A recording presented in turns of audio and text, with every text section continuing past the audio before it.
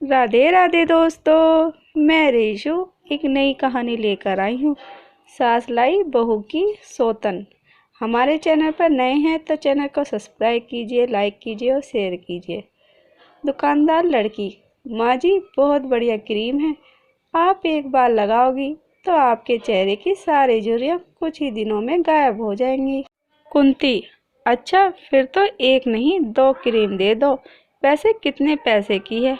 लड़की। माँ जी, मात्र 315 की है। कुंती। अच्छा रुको, मैं देती हूँ। कुंती मन में, अरे मेरे बटुए में तो सिर्फ 300 है, अब क्या करूँ? कुंती।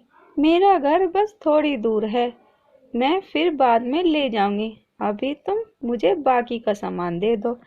तभी एक दूसरी लड़की दुकान में आती है। लड़की। 1 सेकंड, ये लो 15 रुपए।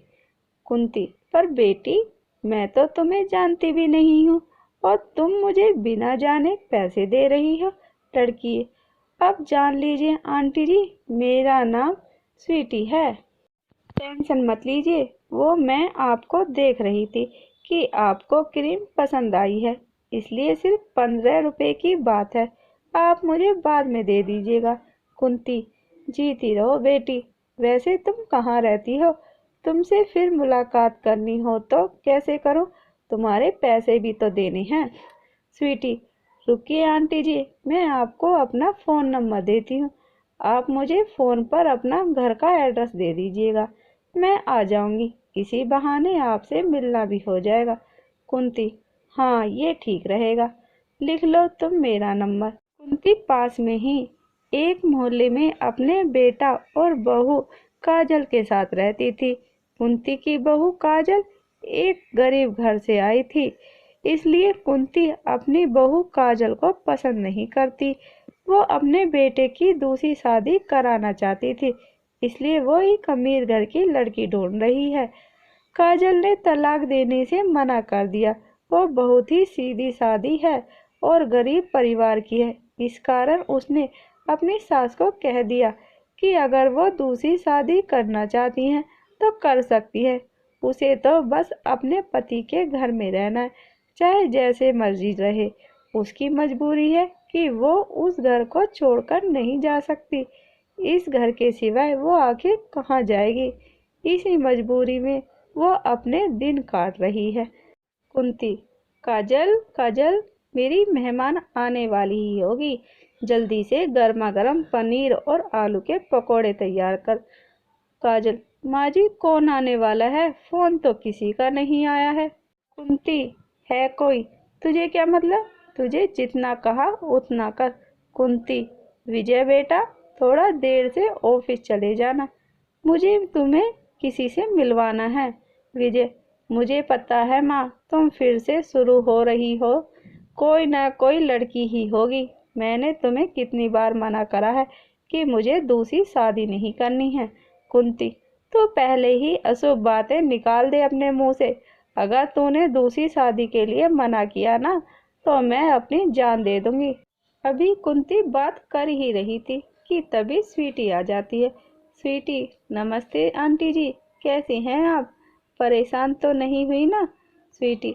नहीं आंटी जी, मैंने अपनी गाड़ी बाहर गेट के पास ही पार्क की है, कोई प्रॉब्लम तो नहीं है ना? कुंती। अरे नहीं, परेशानी की क्या बात है, आओ बैठो। कुंती। विजय बेटा, ये स्वीटी है, बहुत ही प्यारी बच्ची है। कुंती।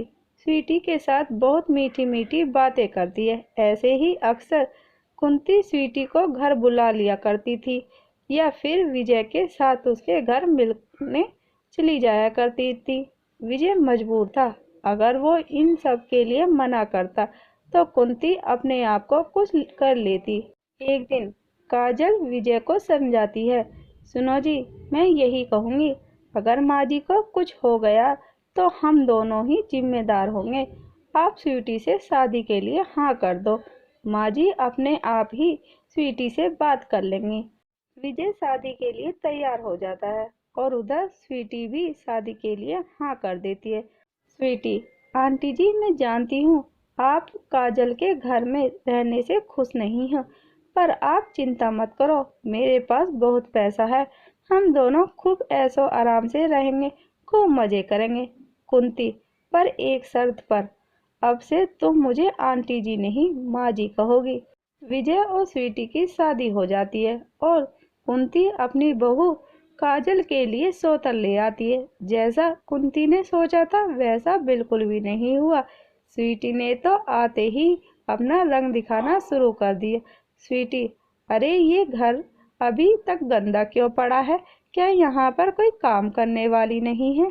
काजल, नहीं स्वीटी, घर की साफ सफाई का सारा काम मैं खुद ही करती हूँ। स्वीटी, तो माँ जी अब तक क्या कर रही हैं? मेरी सहेलियाँ किटी पार्टी के लिए आने ही वाली होंगी। माँ जी को कहो वो तुम्हारा काम में हाथ बटाए ताकि काम जल्दी हो सके। काजल, मैंने माँ जी से कभी कोई काम नहीं करवाया। उनकी उम्र तो देखो, वह इस उम्र में घर का काम कैसे कर सकती हैं? तुम चिंता मत करो, मैं अकेले ही कर दूंगी। स्वीटी, तो क्या आराम से बैठ के रोटियां तोड़ने के लिए हैं वो?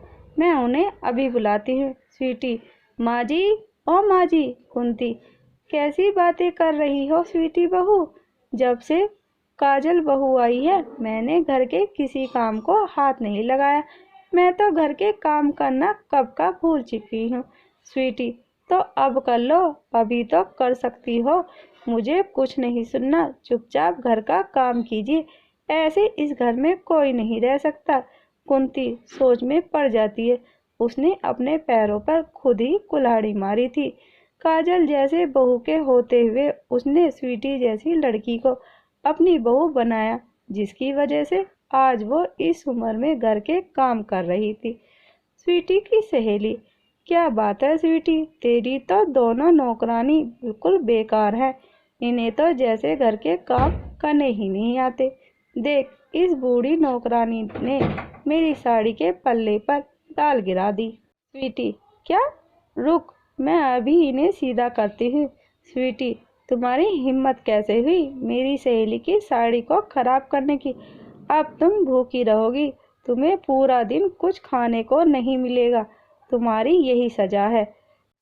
विजय कहीं बाहर गया हुआ था, उसके पीछे ही स्वीटी ने कुंती और काजल को बहुत परेशान किया। कुंती भूखी प्यासी घर के काम कर रही थी, तभी काजल चुपचाप उसके लिए खाना लेकर आती है। काजल, माँ जी ये लीजिए, खाना खा लीजिए, आपको भूख लगी होगी। कुंती, काजल बहू, ये खाना तो तुम्हारा है और तुम मुझे दे रही हो, फिर तुम क्या खाओगी? काजल, माँ जी मुझे भूख नहीं है, मेरे से ज़्यादा आपको ज़रूरत है, आपको अपनी बीपी की दवाई भी लेनी होती है ना, आप ही खाना खा लो। कुंती, मेरे से कितनी बड़ी गलती हो गई, मैं अपनी बहू की सौतन ले आई। कुंती, हे भगवान मेरी गलती को क्षमा कर देना। कुंती, काजल बहू तू चिंता मत कर, अगर गलती मैंने की है तो मैं ही सुधारूंगी भी, मैं स्वीटी को घर से निकाल के ही दम लूंगी। स्वीटी कुंती की बातें सुन लेती है और गुस्से में आ जाती है। स्वीटी, क्या कहा? मुझे घर से बाहर निकाल देगी? मैं तुम दोनों को ही इस घर से निकाल कर बाहर फेंक दूंगी। ये घर मेरा है, अब से यहाँ मैं और विजय रहेंगे, हम दोनों पति पत्नी के सिवाय यहाँ कोई और नहीं रहेगा। निकलो यहाँ से दोनों बाहर, इससे पहले कि विजय आए, मैं तुम्हारी शक्ल तक नहीं देखना चाहती, निकलो बाहर। तभी विजय आ जाता है, उसके साथ पुलिस भी थी।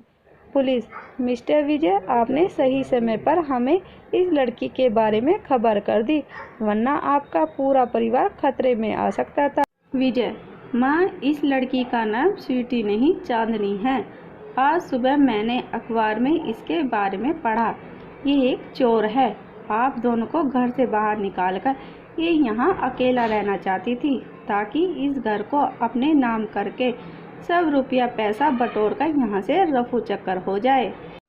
और आज जो इसकी सहेली आई थी ना, वो भी चोर है, उन्हें भी पुलिस ने अपनी हिरासत में ले लिया है।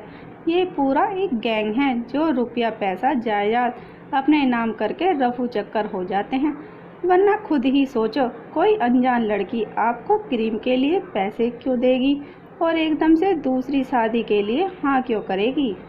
माँ, तुमने बहुत बड़ी गलती कर दी है। वो तो अच्छा हुआ कि मेरी और स्वीटी की शादी लीगल नहीं है और पुलिस के पास इसका रिकॉर्ड है, वरना तुम्हारी इस गलती की वजह से मैं भी जेल जा सकता था।